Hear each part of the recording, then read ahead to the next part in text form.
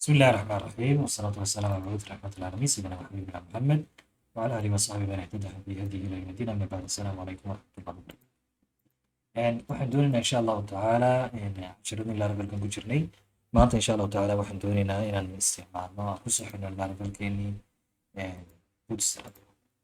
Bootstrap waa maktabad ama library CSS oo diyaarsan oo wax badan kuu fududeynaysa intaad maantuna CSS-kii faalashiisa diyaarinahay wax badan iyadoo kuu fududeynaysa waa diyaar. marka waxaan leenahay read the documents pagekaasaan ka gelaynaa bootstrap.com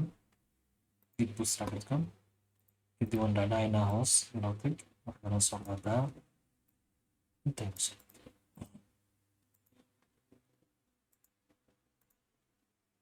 soo laab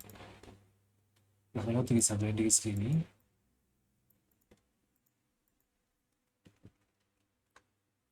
intana soo qaad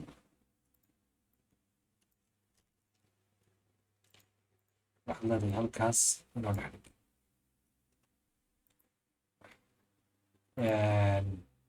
markaan soo furno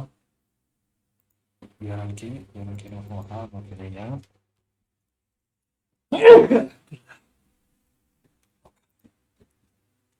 u fiirso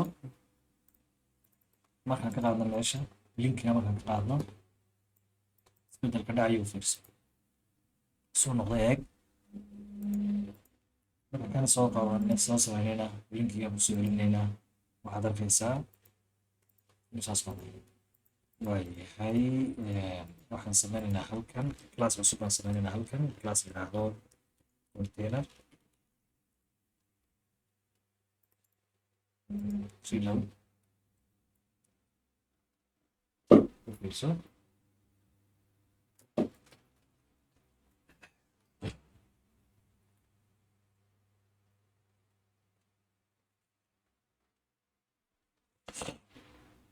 taas waa mid xagga hoosaan kasoo dejinaynaa waxaan leenahay markaas waxaan leenahay padding y waxa weeyaan padding iyo padding y iyo padding waa 5 weeyaan markaan isticmaalino maktabadda bootstrapka pad waa general taasi xagga bidix ka soo kac waxa weeyaan midig iyo bidix sare iyo hoos waa bidix oo waxa weeyaan end saasna weeyaan pt iyo pt marka anaga waxaan isticmaalaynaa leenahay regenerations ilaa markaa dhinac kasta oo kasoo degaya hoos buu soo dhacay inboxka waxaan siinaynaa class baan siinaynaa sida la yidhaahdo waxa weeyaan form control isna saas oo kale uma fiirso saas u dheeraaday waad soo yareyn karaysaa waxaad leedahay col equal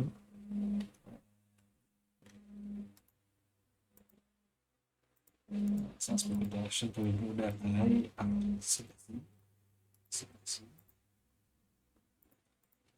waayahay waxaan siinaynaa kan kale btn-kana checkboxkana saas oo kale siinaynaa butankana waxaan siinaynaa class baan siinaynaa class la yidhahda maxay btn primary wuxuu ka dhigayaa blue ayuu ka dhigaya saasuu ka dhigay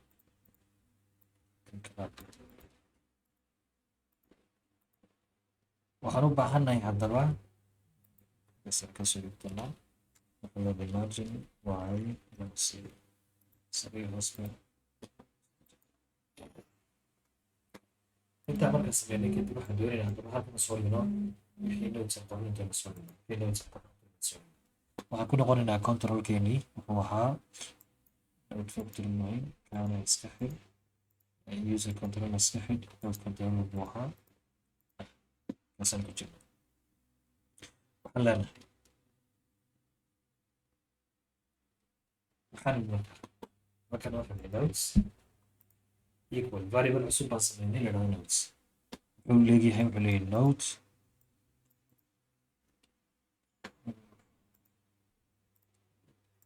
hadda waxaan doonaynaa isticmaalno git ama on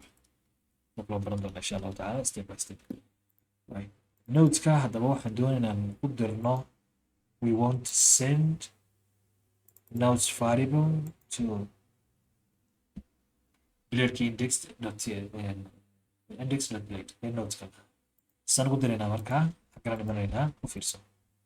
retain view bandi waxaan sii raacinaynaa halkan compact waxaad leedahay waxaad dirtaa maxay nodeskeebuu ahaa waa kan u diraya halkuu dirayaa variablekaas xaguu dirayaa variablekaas xaguu dirayaa wuxuu dirayaa nodes index oo kan ahaa kanuu diraya waaye qaabkan haddaba ugu soo fitch ku sameynaya marka lagu fiirso qaabkan isticmaal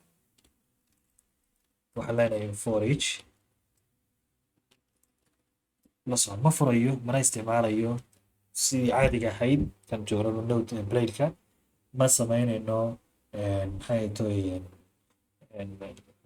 koodkii php qaabka loo furi jiray bay waxaan leenahay calaamadda at kadibna for each haye for each maxaad doonaysaa markaa waxaad leedahay nodes as waxaad leedahay for each nodeska waxaa ka yimi wuxuu ka yimi oo variablekan aan soo dirnay xaga ka soo dirnay node control xaggana waxaan leenahay calaamadda dollar sign and for each and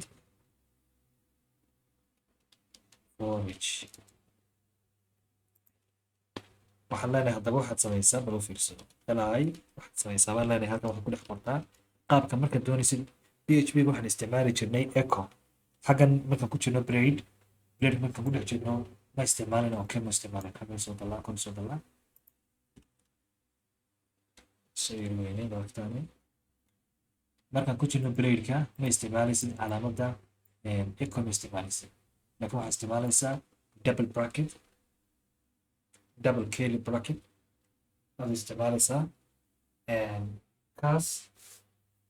ayaa u shaqeynaya qaabkii echo kale u shaqeynaya waxaad doonaysaa markaa waxaan leenahay note he qaabkaas u sameynaysaa waxaad leedahay taab waxaad leedahay waxaad ii daabacdaa wadda waxaa soo qabsanay notes waxaan uga jeednaa marka waxaan leenahay meel kastuu note ku jiro waxaad igu wareejisaa note waayo hadda waxaan sameynaynaa array ahaan buu notes array ahaan buu notes waa arraygaasaan doonaa furfurno arraygaasaan maxay doonaynaa inaan furfurno marka waxaan leenahay meel kastoo road ku jira notes ku jiraba waan furfuraynayo note igu bedel kadibna waxaan usoo wareejinaynaa note calaamadaas waad garanaysaan php-ga haddii haddaan soo refresh karina waanu liisii soo saaraa wixii note meesha ku fiirso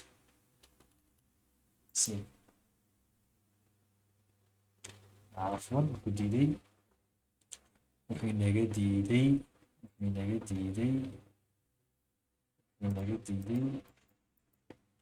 أنا جمعنا فيكس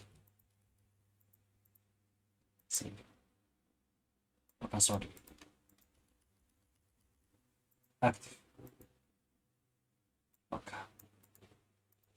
marka qaabkaas oo kale ayaan display u sameynayna aan soo dhigaynaa wixii aan u baahano